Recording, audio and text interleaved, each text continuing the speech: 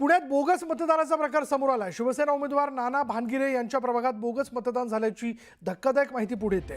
पुण्यातील महादेववाडी परिसरात मोठा राडा झाला। नाना भानगिरे यांच्या कार्यकर्त्यांकडून बोगस मतदारांना चोप देण्यात आला। दरम्यान बीडमधून काही लोक प्रभाग 41 मध्ये आणण्यात आलेले आणि त्यांच्या गाड्यांमध्ये पैशांचे बंडलही सापडलेत।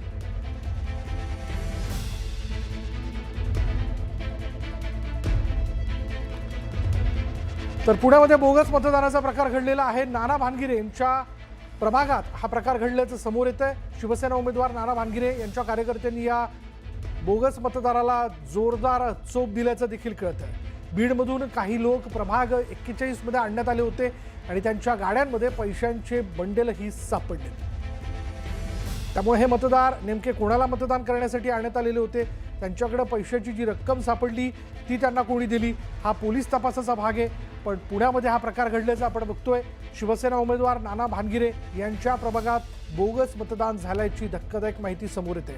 पुण्यातला मतदानाकरता बीडमधून माणसं आणण्यात आलेली होती। ही माणसं बीडमधली आहेत। परत जी आता माणसं जी आहेत बोगस मतदार पकडण्यात आलेली आहेत त्यांची चौकशी केली जाईल आणि त्यातनं खरं ते काय सत्य जे ते समोर येईल।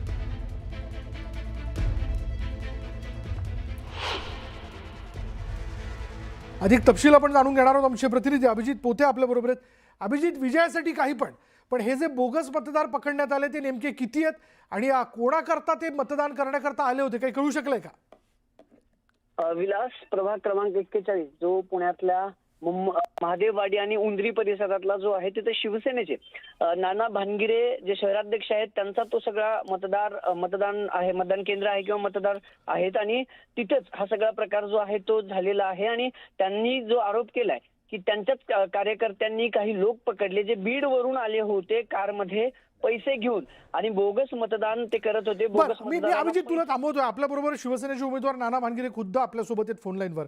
नाना, नेमकं तपशीलवार सांगा, घडलं काय? नमस्कार।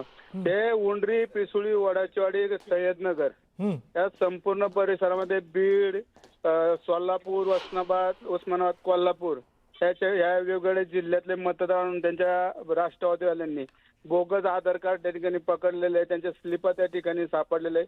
काही लोक जिजुरी त्या ठिकाणी आणलेले होते, तिथून जिजुरीवरनं त्यांना इकडे आणलं जात होतं गाड्यांमध्ये। तेही लोक त्या ठिकाणी पकडून ठेवलेले।